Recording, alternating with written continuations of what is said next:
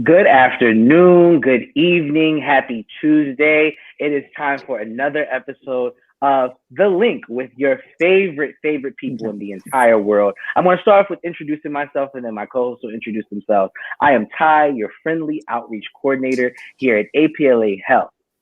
How about you, Kai? Introduce yourself. Hi, everyone. I'm Kai Smith. I'm program coordinator for Healthy Him and Linkage to Care.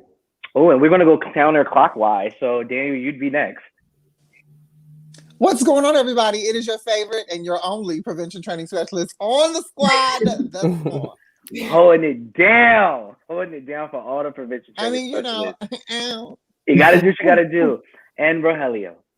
The best for last, of course. I'm Rogelio, the coordinator of Come on, Vanessa Williams. So I'm really excited about Vanessa, honey. Right. I'm keeping my title though.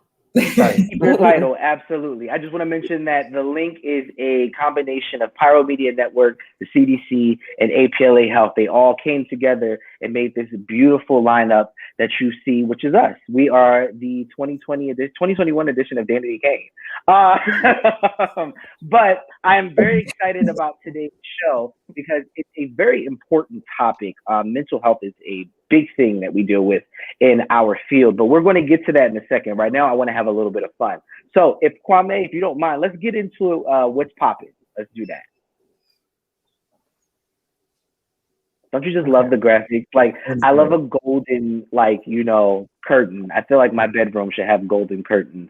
Come on, golden curtains. Right, in a non-sexual way. We'll save that for our kink workshop. So, really? Yeah, let's do that. What is going on into the world today? I wanted to start off with something that I read earlier today that I thought was really, really cool. So B. Scott is actually the first openly transgender person to produce a television show for the BET network. I thought that was amazing. They just announced it around 12 p.m. our time. So I was reading it and I was like, I followed B. Scott since high school. So it was really, really cool to see that B. Scott will actually be taking over the BET show 20s, which I haven't seen yet, but I'm going to watch it now because B. Scott has something to do with it. So that's the one thing I want to say. So shout out to B. Scott for getting that bag. Let's always make sure that we get to the bag. Does anybody else have anything that's going on in the world right now besides the chaos that is COVID-19? On that topic, I think I want to give a shout out to T.S. Madison as well because her reality show came out. She is the first trans woman, and at that, a Black trans woman who has done sex work in the past, who is, comes with all that she brings, having her own TV show. And it's a reality show, so super funny. I've checked out the first episode. Everybody should. It's amazing. Great. That's pretty cool. I'm add that to my watch list. When our next King Shop is. So Joseph, it happened in February. You can go into our YouTube or just go back through our old videos on Facebook. You'll see it with Brighton. It's a great workshop, but we'll be bringing it back. We can do a part 2 when my leather gear comes in the mail. So I mean, we can do a part 2, a part 3, a part 4. This can be ongoing. I mean, I feel like after hours. That's a wonderful conversation. Listen, I don't know. Will Pyro Media Network give us an after hours show? I want to curse, but go ahead. That'll be for the OnlyFans. For me, I think kind of going off of what both of you are saying, I think this is huge for our trans community. Really, one, BET, having a trans individual produce a show on BET, we know that's a big step. We really, really do understand, especially in the Black community, what we know how the Black community handles or treats the trans community just in general. This is a huge, huge step because it's a systemic thing, right? It's in this huge organization, this corporation. For T.S. Madison, we've been seeing T.S. Madison on RuPaul's Drag Race. Now she's got her own reality show. Like, this girl is winning this year, and I love to see it. Like, we love to see it. So, absolutely. Yeah. Shout out to you. Congrats to Miss T.S., honey. Yes. What about you, Daniel? What's going on in the world? Well, what came across my desk today, which is not as exciting as T.S. Madison and and B. Scott, although love them, give them all their kudos and congrats. But it was an article in Ebony that came across my desk today about a young trans woman by the name of Reagan, who told a story on Ebony's platform about her marriage to her husband, Carlos, and the fact that they had been married for X amount of years and he has no idea that she's trans. And it came up, the reason why she told her story to Ebony was because he wants children. And of course, he beams about the possibility of being a father, and he has no idea that his wife is a trans woman and not capable of biological children. And so it flew people into a tizzy to the point where Ebony had to shut down comments and put out a disclaimer at the end of the piece, saying that this was not the intention, that, Reagan told her story on her terms. But it brings up the conversation that I know we've had in the past about disclosure, trans disclosure, and how one feels about giving trans disclosure. My personal opinion is, Reagan's trans experience is no one's business but her own. I do feel like there should have been a conversation prior to marriage with Carlos about, not necessarily being able to have children, but as far as people feeling like Reagan should have told him that she was trans in the beginning, I don't know how I feel about that. But I do want to say to Ebony, I congratulate Ebony in the aspect of allowing Reagan the platform to share her story, and to put it out there. I wish they would have cared for the story a little bit better, so that they wouldn't have to have added that disclaimer at the end, because I feel like someone in the room should have saw this coming. But kudos to Reagan, and my heart goes out to Reagan, because like I said, I personally don't feel like disclosure is anybody's business in that regard. Like, you being a trans woman has nothing to do with the person that you are. But I do feel like some type of conversation should have happened prior to marriage if children is what he wanted, or biological children is what he wanted, and biological children wasn't what Reagan was able to offer. So I thought that was very interesting conversation for people that are, people are still having. Because it's interesting to hear. Actually, I want to see that article, actually. Yeah. That is an interesting story. Sometimes I read certain things online where people are able to kind of share the experiences and tell their stories. And you get so many people that come in and comment on it. It's like you don't even want to go through the comments because you're afraid about what you're going to read, just in general, which is also the reason why I stopped following the Shade Room, but that's a whole different story. Just based off of the fact when you're dealing with things from, I'm going to say our community in general, because, we all identify under the LGBTQAI plus spectrum. When you're dealing with things like that, so many people that don't identify as that have so many different things to say. And it's like, I don't feel like you should have told, your husband that you have a gambling problem. So don't worry about what I'm doing in my life. So I get that. You know what I mean? Like, it's a catch-22 either way you go. Right. And I think, honestly, this is a conversation that should probably stay within the trans community, just because as trans people, we're the one who have to parse with the risk of our safety literally being on the line if you disclose to somebody who didn't before know that you were trans. So it's a complicated situation. And I don't think that cis people can really understand that, because they don't have to live the trans experience, don't have to live with that fear. And also, I think, it's just one of those conversations that within the community, there's a lot of debate about, because a lot of people are like, you should be super upfront about, the facts of, your past or whatever the case is. And there are other people who are like, I transitioned when I was 13, so I don't feel like that's relevant to me. So I think it's really a case-by-case thing, which I think is important to keep this in the trans community, because we can, bring up those nuances of the conversation that a lot of cis people don't tend to understand. And it tends to go into a conversation of, oh, well, trans people are just tricking people. And, so that's why I like to keep these conversations in spaces like these. That turns toxic very quickly. Exactly. So I appreciate that it was brought into this space so we can clear up any, issues, because I would hate for it to devolve into the comment section of that article. Oh yeah, no, absolutely. Absolutely. On a different note, what is everyone watching? Is anyone watching anything good on TV? I want to start. So I watched WandaVision. I've been seeing so many things on Twitter about it, and I am obsessed with WandaVision. It's one of my favorite shows. I'm a comic book buff just in general. So to know that Disney How far picked up into it are you? I have one more episode to go. I just finished it, literally. Episode 9. Okay, because everyone's been telling me that it's epic. So the build up, I will say, from my opinion, was very, very slow. You have to really like old school sitcoms to really be engaged in. And I grew up in the era where my grandma used to watch like I Love Lucy and all those other things. So watching WandaVision, I was like, oh, I can get with this. You know what I mean? And then to see the story evolve and get more serious and more comic booky, I guess, as the time went on, I was like, yo, WandaVision is lit. So you all are watching that as well, which is great. I give it to the producers of that show, number one, because with every episode and with every era of sitcom, they captured it perfectly. So well. Like so from good. the black and white era of sitcoms to the 90s era of sitcoms to that early and 2000s the 70s. Right. The 70s was good too. Like, even like the was styles of comedy, everything. Yes. The satire was amazing. Absolutely incredible. And what I appreciate about WandaVision, so I'm a huge comic book like nerd. Like Marvel is my thing. I'm huge. So the Scarlet Witch in general, since she's appeared and since the Fox Marvel kind of thing, that story has been so confusing, so convoluted. No one really knows what's what. And I appreciate what they did with this show is they took a moment to kind of clarify some things for the Scarlet Witch. They created this real backstory that we understand, as well as kind of pulling back to like the comic book eras. So you're already there. So like her children, they are in the comic books, and like the whole kind of who they are is the same in the comic books that they are now.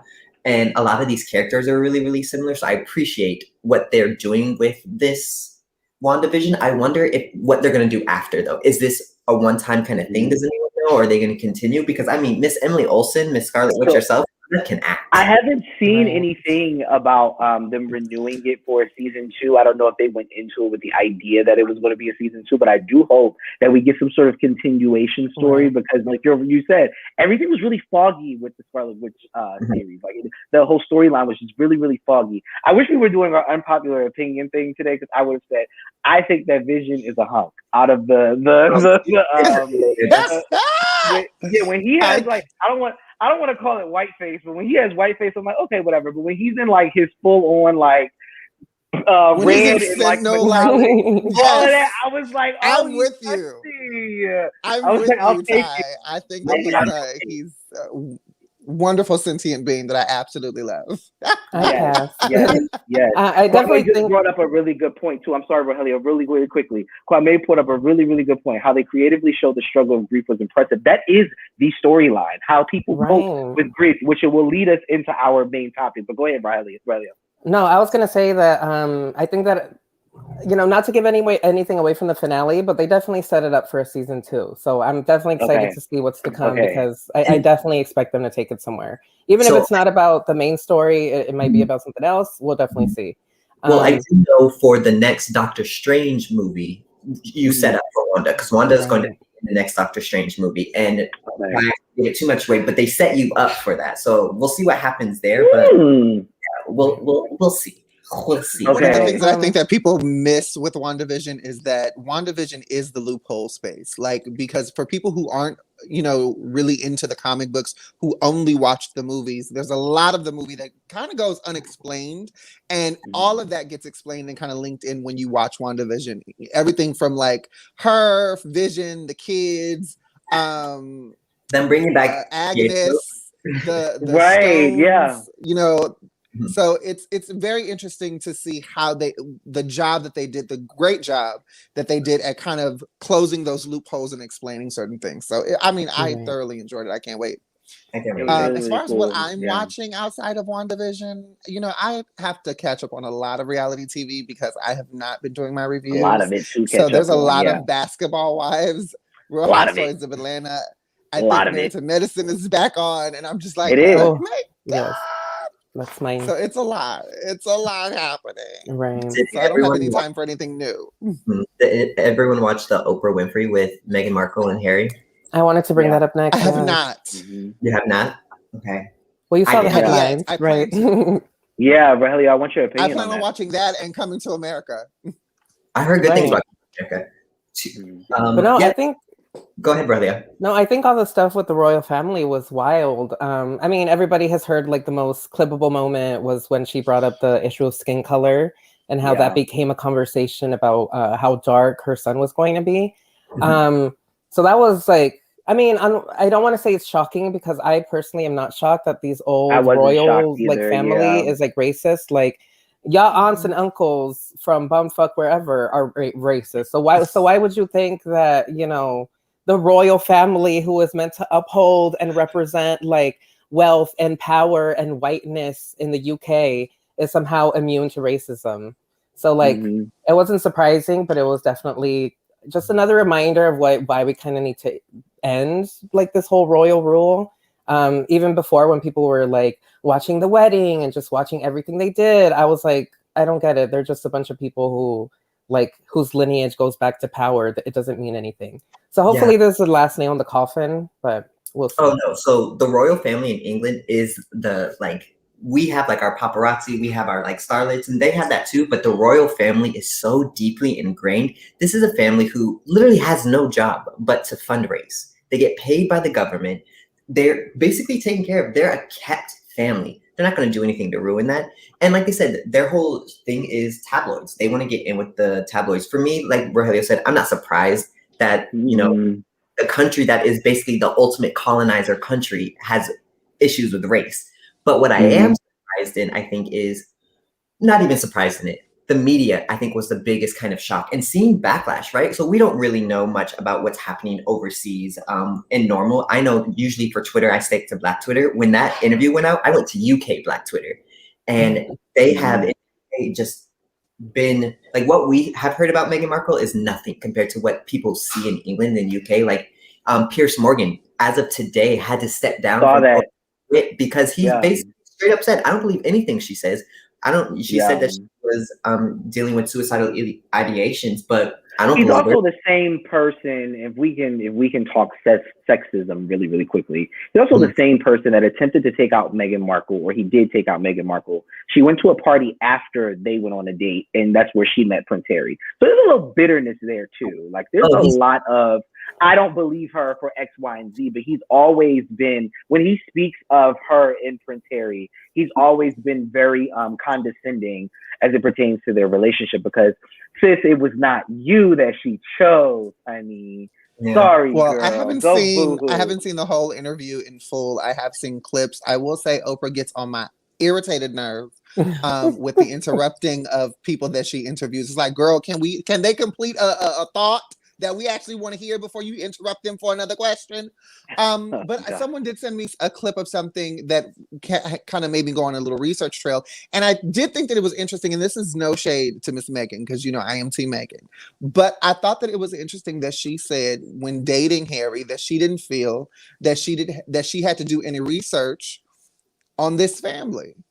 And I don't know how I feel about that, because I feel like as a Black individual walking into a space, you know that this family is iconic. You know that this family is white. And we talking white.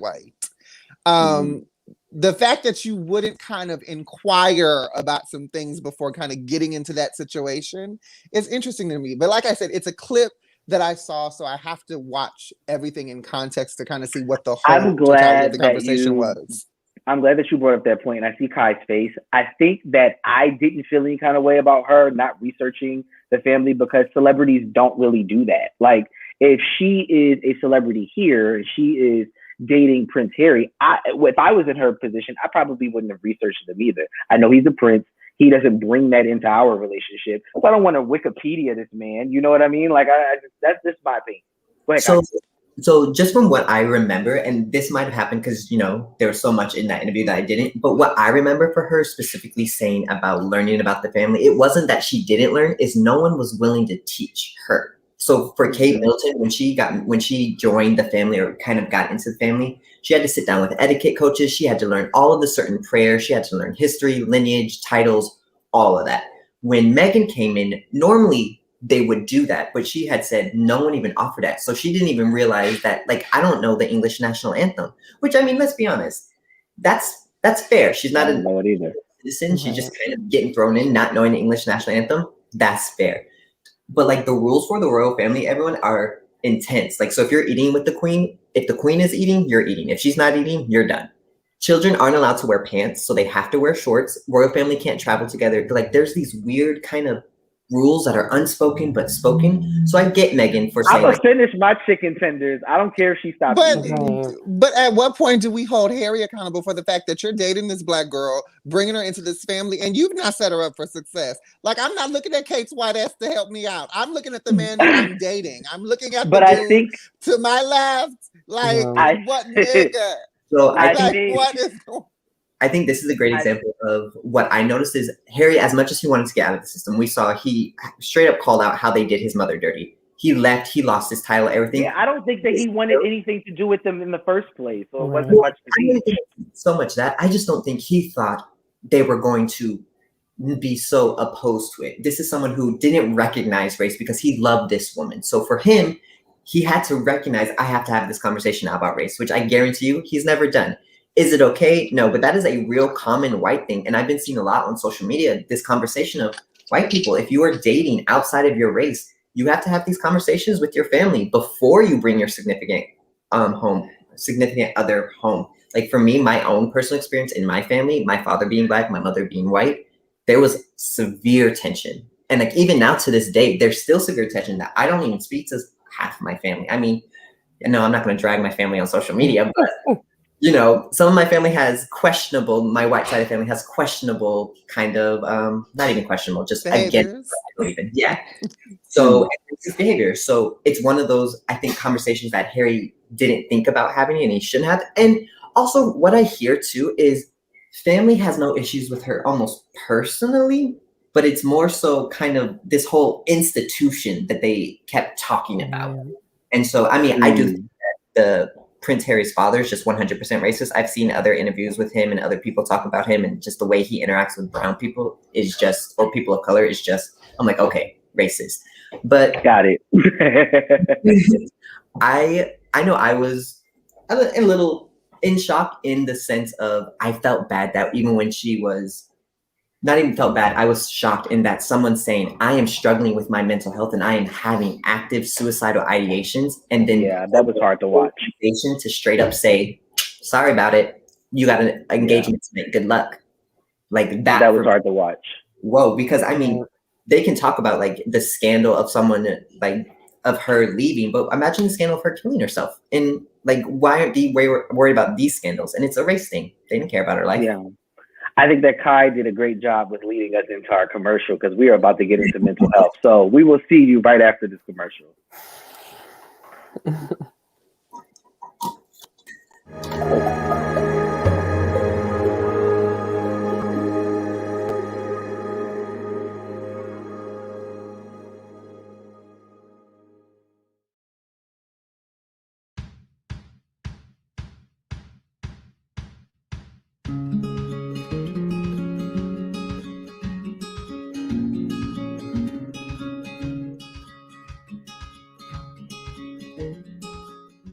Hey guys, Ty here from APLA Health, and I got some good news for you. APLA Health is launching our first ever at-home HIV testing initiative. As we battle the global pandemic of COVID-19 and all that it entails, APLA Health is doing what we can to fill the gaps for those who are in need of knowing their status, linking to care, and having safer sex options. The initiative, officially known as Swab and Chill, will be our virtual hub for those seeking to take an HIV test, receive HIV kits, link it to medical care for those who are HIV positive, while also having access to several other programs and services that specialize in harm reduction for HIV infection. Such services include private PEP information, as well as substance abuse services. Our goal with Swab and Chill is to make HIV testing easily accessible and easy to use within the comfort of your own home. We provide each client with the Aura Quick at-home testing kit. This kit is a simple test that is done by orally swabbing the gums and waiting 20 minutes for your results. APLA staff is available to virtually assist you while taking the test, while providing resources and support for those who may test positive. Maybe you already know your status and you're just low on condoms and lube due to accessibility. No problem. We can also send you one of our safer sex kits right to your front door. As we strive to keep our community safer and well-informed, your privacy is also a high priority. All packaging will appear from APLA Health. Our over-the-phone assessments are quick, easy, and secure, so you can feel safe in sharing your results with us and asking any questions that you may have. If you or someone that you know is interested in having one of our at-home testing kits mailed to you, or you just want more information on what Swab and Chill can provide, please call one of our team members at 323-329-9713, or just email us. Come swab and chill with us. Come swab and chill with us. Come swab and chill with us. Come swab and chill with us. Come swab and chill with us. Come swab and chill with us.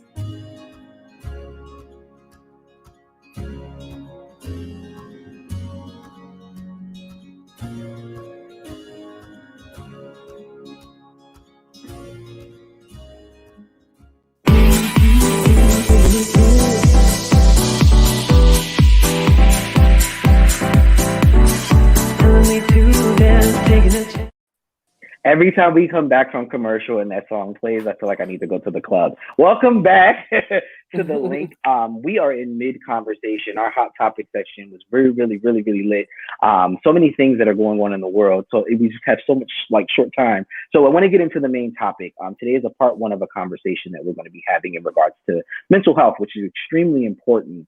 Not just because of the pandemic that we've been dealing with and also isolation and also quarantining within the past year, but this has been an issue in communities of color just in general for a very long time. So one, I want to thank my co-host again, because we're about to get into a conversation that's very personal. I wanted to start, I think that ultimately the highlight of today will be stigma in regards to mental health services just in general. And I also want to transition into how we don't see a lot of us in those chairs that we're having a conversation with and how important that is. So I do want to share my experience. I come from a household raised by two strong, beautiful women. My grandmother and my mother raised me from infantry to about 17 until I moved out.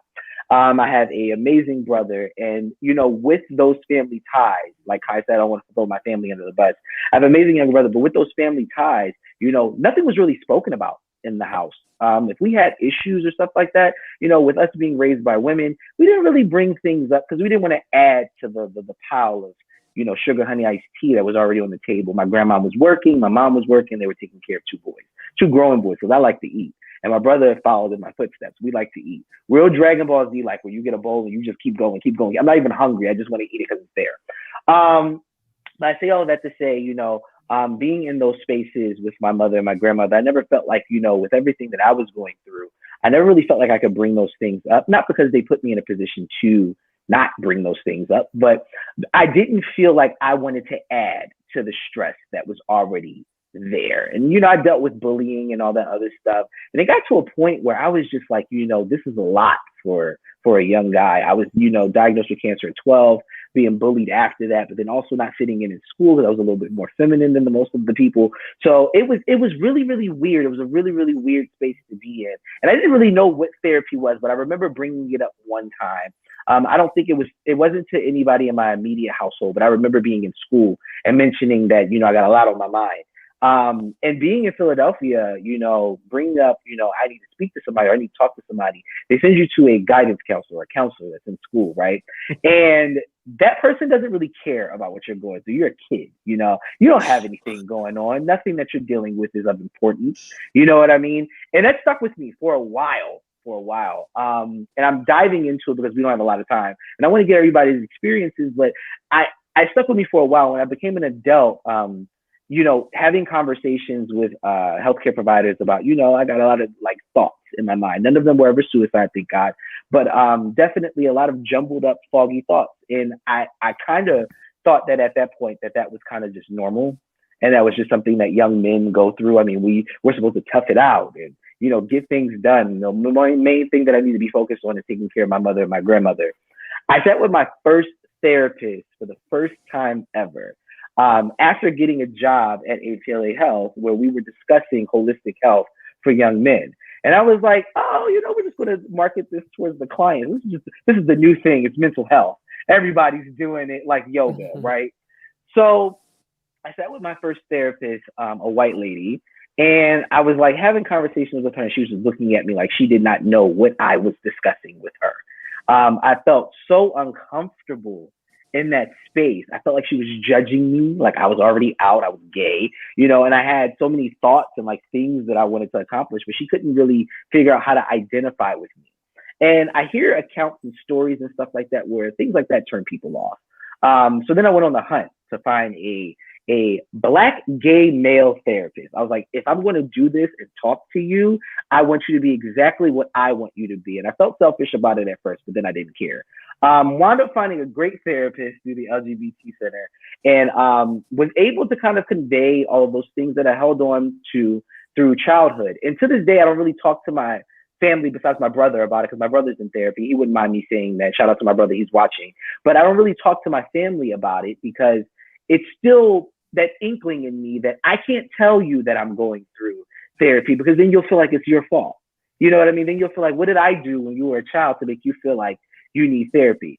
So mental health is extremely important because, one, it's one of those things where you're kind of having conversations with yourself to help you navigate those things that are creating roadblocks for you. I never knew how important that was until I got this job. But I want to open it up to you all. I know it's a personal question, but we get very personal on here. Are you, any of you, in therapy? How was the experience? How was getting to it? How was finding your therapist? If you're willing to share, I'll start with Kai. You're muted, Kai. It's okay. Of course I am. It's because, you know, I have an ice cream man who always drives by, so I was trying to be considerate. It's okay. For me, so first, Martina Seller, Marty, getting the right therapist is key. Join us next week. Marty's going to be our special guest because he is a therapist, part 2. I currently am not in active therapy. I go to therapy kind of when I need it, right? So I'm not always in this sense of, I probably could really benefit from a session right now, but I'm not always in a sense of kind of like trauma or like upheaval in my life. So generally I'm pretty good. But when I feel myself getting overwhelmed, that's when I definitely reach out to therapy. My therapy journey started really, really late, kind of like yours, Ty. You know, I have a degree in psychology, but I never saw a therapist until I was probably about 24, 25 years old, wanting to be a therapist and still had never seen a therapist. So it's like, go figure. But like you, I also realized representation does matter. It is one of those things. And, you know, we always say this all the time. You can shop around for a therapist, and please do. I did find when I started getting therapy, because I went back really heavy in the beginning of the pandemic, just because the world was changing and I felt myself kind of spiraling out of control. So I reached out and I dealt with a lot of grief that I have just in my past traumas, growing up, identity, you know, death of family members, moving around a lot, kind of how I interconnect with people. And a lot of what I find out as a queer person of color, it's all based in that identity, right? Growing up, who I was as a person was definitely always kind of I don't know, I don't fit with what a lot of people say. You know, I felt myself like I identified as a boy, but I did not want to hang out with the boys. I'd rather hang out with the girls. I wanted to wear the dresses. I wanted the shiny, pretty things. They're more fun. They're so much more fun. So that alone was gender identity that I never really got to express. And then growing up in a household that was, you know, father-led, that was definitely not something. Then you talk about having to kind of come to terms with your sexuality on your own, how you interact and relate to other people was definitely something that therapy helped me kind of unpack. But I didn't realize I needed that unpacking until I got there. And I think a lot of people don't think, I don't have any reason to go to therapist. Sometimes there's a lot of stuff in there that still we're not recognizing the unpacking. For me, I remember I initially went to therapy just because I felt like I was overwhelmed from COVID. I felt like I was alone. Then I get there and it comes to find out that loneliness stems from trauma. And guess what? As queer POC, we have so much of it. It is so like, much of it. From every step of the way, you are open. You might not experience trauma, but you are open and kind of vulnerable to trauma kind of at every step of the way. So I think it's really, really important. And, you know, if you're queer, I think seeing a therapist is great, but especially if you're a person of color in this country in 2021, in this pandemic, talking to someone and having someone help unpack things with you, I think is one of the most invaluable resources you can find. Right. So that's my take. I agree. Yeah. Good job. What about you, Daniel? Sorry. Rogelio, go ahead. No, I personally have benefited a lot from therapy. I saw my first therapist at 20 years old. It was second semester of my junior year of college. I was just going through a really, really hard time. I'm wondering how much I should tell him. I was as much as you feel comfortable with. I don't want to put anyone on the spot. Right. I was dealing with a loss of a friendship. I'll put it that way. And it was just really, really hard to go through. Like, I didn't feel like I could do anything. I didn't feel like I could concentrate on anything. And so I actually kept this therapist for an entire year. I saw her throughout my senior year of college. And so similarly to Kai, I feel like I tend to rely on therapy when I'm at my very, very lowest, when I really feel like I have no other option, nowhere to turn to. And usually by that point, I'm already like deep in my depression or anxiety. And so I think that's one of the biggest lessons I got from therapy, is that it's so important just for like maintenance, just to like go and check in with somebody, especially me, who like, I'm pretty self-aware as it is. I'm pretty aware of what's going on. I understand a lot of my motivations for things and the reasons I do things. But like having a therapist that just like is there to hear me, you know, vent about whatever's going on for the week, help me organize all the millions of thoughts in my head, and like quiet a lot of those more negative voices is what I need. So like, it's really a personal experience. There are some people who could go to the exact same therapist and absolutely hate it. And there's some people who like, just like me, can adapt to a lot of different therapists, because I really just need a listening ear and somebody to not remind me that like, I'm not crazy for thinking what I think. Right. Basically. Yeah. That's important. Right. So I definitely am the hugest advocate of therapy. They definitely came through for me at a time when I really had nothing else. I think that the second therapist I saw after college is what started me on the trajectory that led me to working at APLA. I saw her January to June and was talking to her about how I wanted a job that was, you know, a little bit more in line with like my community and that kind of stuff. And I introduced the subject of gender identity, but didn't go heavy into it, because every time I brought up LGBT issues, she brought up HIV and AIDS, which I thought was kind of fishy. So yeah, that's to say that it really might take, you know, a few therapists for you to go through. It might take, you know, you really searching for the right one, but therapy is honestly invaluable. And I can't wait to talk more about this with Marty next week and get his perspective as a therapist. Yeah. And thank you for sharing that, because I know that you were a little hesitant at first. Thank you for sharing that, though. I think that someone watching will definitely identify with that and have more questions. Daniel, what about you? So I always say therapy is like shopping for shoes. You got to try on a few to figure out which one is the right fit for you. I have been fortunate and unfortunate to experience horrible sides of therapy and also the wonderful side of therapy. My first experience with therapy, unfortunately, was forced upon me. When I was in middle school, I was going through a lot of stuff. I had attempted suicide. I had slit 2 veins in my arms. And at the time was carrying like a little pocket knife with me. And I was heavily bullied in middle school. And so some of these bullies saw the knife, went to the school administration, and at around 3 p.m. in 6th period, LAPD pulled me out of school, out of my class, put me up against a locker, searched me in the middle of the hallway, and they shut the school down because apparently what they told administration was that I had threatened them with said pocket knife. So they put the school on a terrorist alert, shut it down, called all parents, and my parents got called. They found a letter that I had written to my biological father. Just, you know, an 11-year-old, 12-year-old asking a whole bunch of questions. Where you been? How come you don't want me? This, that, and the other. They read it and said it was a suicide note.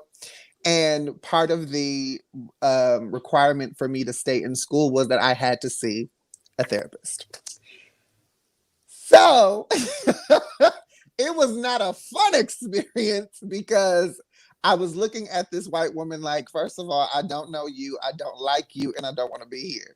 I will say, though, in all of my years, you know, at 35, almost 36 years old, I've had really great, wonderful therapeutic moments with people who have been therapists, psychologists, and just counselors in my life that I've seen throughout my life. Some of them have been really, really great. And they have taught me and have given me a lot of tools that I use today even in the work that I do, you know, both in and out of APLA. Psychology has always been some of interest to me. Counseling people has always been something that I've done personally. And so there is a freedom in being able to express yourself and say what you want to say and get it out to a complete stranger who doesn't have any kind of horse in the race of your life.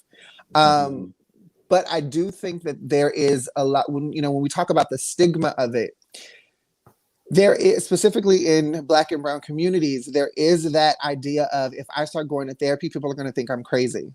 You know, people are going to think that something's wrong with me. And I have to be honest, even to be someone who today is perceived as a strong person, when I express that I've committed or tried to commit suicide 3 times in my life, there's a shame in that for me to even express, because I've been in circles and I've been a part of conversations where people feel like, you know, if you've attempted suicide, you're weak. You know, you're weak-minded, you're weak-spirited, you're this, that, and the other. And I'm looking at them like, you have no idea what a person has to be in to say, you know what, I don't want to wake up tomorrow. I don't want to deal with this thing called life and the cards that I've been dealt. And so it's still a work in progress for me to talk about certain things in my therapeutic journey. But I am very thankful to the therapists, the counselors, the psychologists that I have had, who have been able to be honest with me, hold me accountable, ask the right type of questions.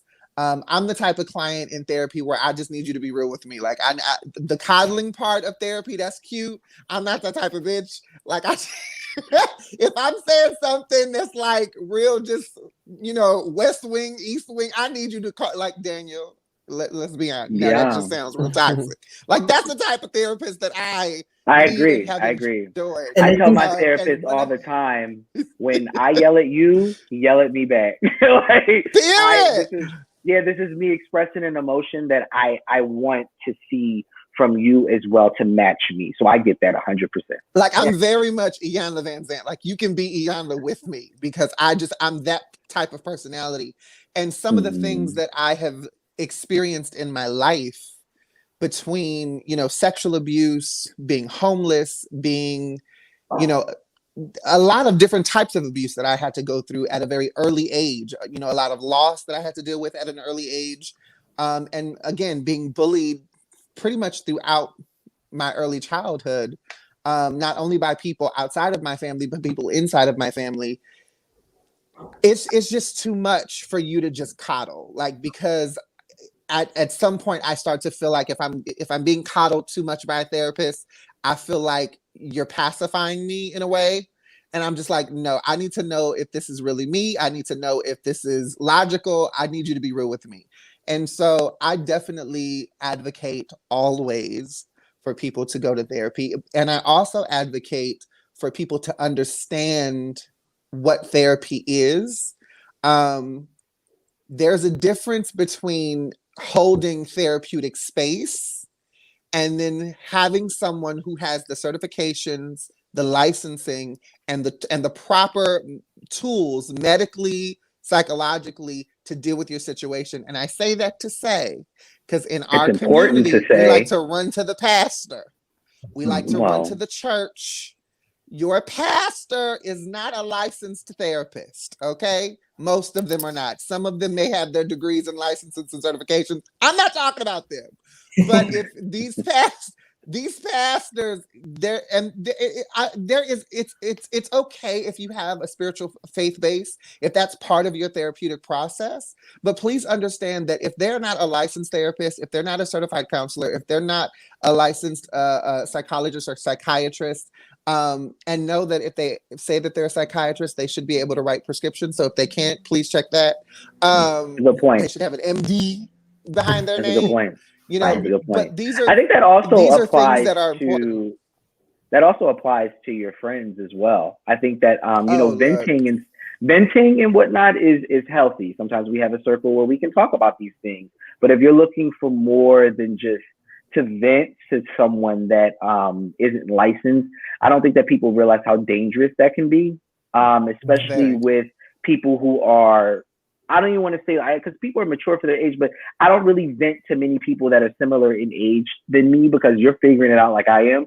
But if you can share an experience, I'll take that as your experience and say, oh, you learned from that. But I think I've gotten to a place where I'm able to say, okay, this is something that I specifically need to talk to my therapist about, as opposed to Jimmy from up the block. Like, it's not something that I feel comfortable doing just because, like you stated before, Daniel, that person's not licensed. Kai, you had something to say? Yeah, and I was going to take it a step further. People like me with a psychology degree, I'm not a therapist. So just because your friends are took those class, no. There's so much more involved, and the psychology degree is like they're handing those out. God. So it's more than that, right? To be a therapist, to go to therapy, it's not just you go sit there and you talk, right? It's a partnership. It is effort. And I think a lot of times, I know for me, when I first went into therapy, I thought I was going to walk out and it's going to be like rainbows and sunshine and unicorns. I walked out like sobbing, snot, gross, disgusting. And you know what? It was part of the work. I felt that way when I went to go see my chiropractor, not when I went to go see my therapist. God. When I left my chiropractor's office, I was like rainbows and unicorns. I left my therapy office, I was like that bitch. A lot of times people associate, they think therapy is supposed to fix everything. That's not what therapy does. Therapy provides you with the tools so that you can go out into the world and kind of have a better understanding on how you are going to react. It's not going to give you an understanding of the world. It's an understanding of yourself. Because let's be honest, a lot of times, like Rogelio even said this, Rogelio was really, really conscious on why they make the decisions that they make. I also like to pride myself in that, like, I kind of know when I'm upset, I can figure out where this upset's coming from. But a lot of people are just mad and they don't know why. They're upset, they're sad, and they just don't quite know exactly where it's coming from. It's those little things, just like I just dropped, I spilled some water and now I'm crying over here. Like, am I really crying over water? Is there something more? And I think a lot of people don't always have that hindsight or that mental, I don't want to say fortitude, but just that kind of awareness. Self-awareness. Yeah. And so I think therapy really helps with that. It's work, everyone. It is work. It is uncomfortable. But it is. And you got to be willing to put in that work. That's a very, very good point, Kai. I know that we have to get to commercial, but I'm trying to get us an award for this episode because my co-hosts were open, honest. Oprah needs to be presenting us with an award for this, to share these experiences. I do want to really, really quickly touch base again on why representation matters. I think that we don't talk about it enough. Even when we bring up therapy, it's always like, oh, well, just go see somebody. But 9 times out of 10, that person might not be a part of your community or something that you identify as, oh, I can like sit here and have a conversation with you. I think that it's very important. Hopefully corporations and organizations are watching this because we're nationally syndicated. I think that it's very important to make sure that you give POC therapists a opportunity to serve their communities. I think that so often we think that therapy should have a face. And so oftentimes I see that face doesn't look like us on this panel. And I think that that's extremely dangerous when you stifle that. Like, you can't sit me in front of someone that can't not necessarily identify, because your job's not to identify, but at least understand where I'm coming from as a Black cisgender gay male from the hood. Like, if you can't step outside of yourself to understand those points, I'm wasting my time with you. And a lot of times people get discouraged when they find therapists that can't step outside of their comfort zone to counsel you. You know what I mean? It's kind of like, well, I've been in sessions where people kind of throw their opinion at me, and it's like, that's not, I have friends for that. I don't need you to throw an opinion at me that I'm not going to use. You know what I mean? I don't need my insurance to pay you to do that. My mother can do that. I don't need you to do that. What do you all think about representation? I know that we have to go to commercial, but I got to get this out. What do you all think about representation? I would love to see POC trans people that are sitting on the other side counseling people as well. It doesn't make any sense why we haven't seen that yet. So I will say, for representation for POC trans, I actually follow someone on Instagram. Her name is Dr. Send me that link. I'll send a follow from me. She's not even in LA. She's in New York. So they're there. You just have to really, really search. I think with representation, we know representation really, really, really, really, really, really, really, really matters. But I do want to kind of caveat that is sometimes the representation isn't easy to find or in your area. That shouldn't discourage you 100%. You can still get something from something. Because I've had a white old woman as a therapist, and she was great. I got a lot what I got. I mean, there were certain conversations that we couldn't have, and she was really honest about it too. And I think that's important. Is your therapist honest? Like, so I can't speak to this experience. I would love to hear more, and let's work this through together.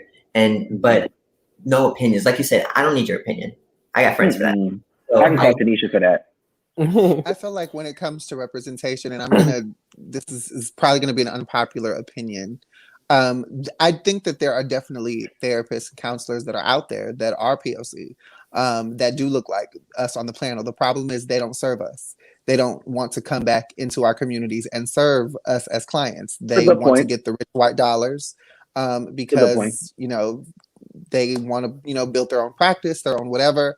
And so to people who are searching for, who are looking to get into therapy, I'm going to echo what Kai said. Yes, representation is important. I want to be able to go to a therapist that looks like me, but more so than I want my therapist to look like me, I want my therapist to be able to navigate me through what it is that I'm bringing to the table in my sessions.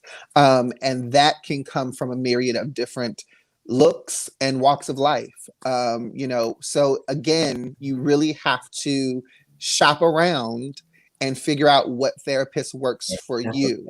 And there are a lot of programs that a Google search will get you in your city, in your area, to help you with therapy because one of the biggest things is I can't afford it. Child, this program's out here to get you therapy for free. But you have to be willing and ready to look. Right. And do the work. Right. I definitely echo some of what Daniel says, especially towards the end, about the fact that you need to do the work, but also that you can get therapy from like any person and still benefit from it. I think, as perfect as it would be if there were, a trans person of color therapist for every trans person of color, that's just not going to happen. That's not going to be the case. And, there are trans people in, the Midwest and like a small town with 300 people. And they may only have one therapist as their option, and that's the only thing they have. So yeah, representation is super important. I think we should be spotlighting those therapists. We should be encouraging people to work for their community. We should be spotlighting people and places that specify in providing therapy for our communities, queer and trans people of color. But I definitely do think that therapy is one of those things where you can kind of get what you can take from it. Even in the example I gave, I had that older therapist. She was a Black woman, and she didn't know anything about the gay stuff, right? So I didn't go to her to talk about, my dating issues or about, what was going on with that stuff. But because of her help, I was able to get my license. I was able to start looking for jobs. I was able to hold on to some hope that my life was going to get better, which is like what I really needed at that time. So it's really about making it work for you. And, some people can't handle it. Some people really need somebody to affirm them and, to know that they are safe in that space. So if that's what you need, then definitely look for that. But yeah, representation is super important, but unfortunately we don't live in the world where that's possible. I think we also just really quickly, please understand that in this whole new virtual world, there's also virtual therapy. There are a lot of therapists that will do a session with you virtually. So even if you're in a space where maybe in your Midwest town, so even if you're in a space where there's not a lot of therapists in your city, maybe even reach out beyond that and see if you can find someone that's willing to do it virtually with you. Absolutely. But I think that's also a really great point. The whole virtual aspect of therapy is just, it's become a little bit more accessible, but you have to kind of still work. And I think that's where a lot of people, because is a lot of people, when we're looking for therapy, we're already at our wit's end, right? I don't want to I don't care. I just make me happy or something. I think that's the time we're looking for therapy. And Marty had actually said this in the comments. Marty sees a therapist just to be sane. So a therapist sees a therapist to be sane.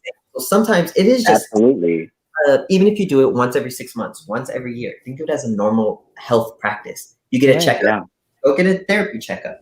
And if you have nothing to say in there, that's fine. You can go to that therapist, don't have a lot really going on right now. I struggle here or there, but that's great. You have a 45-minute session. I'll see you in a year. If that's all you need, that's all you need. But sometimes you realize, oh, maybe I'll see you next week too. Or maybe that's me. I'll see you at the end of the week. So guys, I literally derailed this entire show. Mental health is extremely important. I want to thank my co-hosts for being so vulnerable and having these conversations. I didn't pre-warn anybody that we were going to get as heavy as we did, but I thank my co-hosts for rolling with the punches and sharing their experiences. I think I want to end off on, if you are watching, if someone is watching and they're contemplating therapy, but they just don't know, what would you say to that person that wants to see a therapist that has a lot going on, but just doesn't know how to take that first step? Can we start with Kai? Call me. That's a good answer. Call Kai. That's it. I'll help you. There we go. Daniel? Same. If you're contemplating it and you have reservations, you can find me on social media at Daniel J. You see my name at the bottom of the screen. You can find me on all social media. Hit me up. I will help you find a therapist for you. I'm a good friend-apist, but I'll find you a good therapist. Friend-apist. Can we put that on the shirt? So I'm a self-proclaimed friend-apist where I can listen to your issues and I help you navigate some of it. But I'm going to be like, you need a therapist too. So let's go find you one. Right. Let's go get you some professional help. Rahelio, what about you?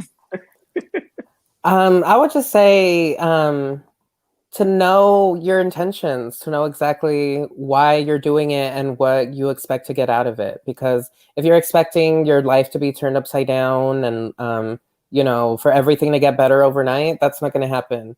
You should expect to do work, expect to have hard conversations. And like we talked about before, therapy often gets harder before it gets better because you're unpacking all that trauma, all that negativity. And so it takes a while for you to like get to the center of that Tootsie Pop or whatever. That's a good analogy. I think that, and I'll end it. I think that what I would say is definitely take that first step for you. Know what you want to accomplish while in therapy and do it for yourself. I think that anything in regards to health is a luxury that we deserve. We need to put ourselves in positions where we can convey our feelings. We go to our doctor, you know, we go to our therapist, and we're able to walk around just a little bit like without the feeling of like the heaviest thing on your shoulders. It just takes a little bit off just to be able to have a conversation and be able to identify those issues and then go from there. So with that being said, thank you so much for tuning into the link, listening to our experiences and letting us be vulnerable with you. You know all of our business now. Tune in next week where we will have Superman himself, Marty Sellers, our favorite therapist here on the show with us to go deeper into this conversation. So we'll see you next Tuesday. Thank you all so much. I learned a lot about y'all today. Oh, we love it. Yes. Love you guys. Later, guys. Bye.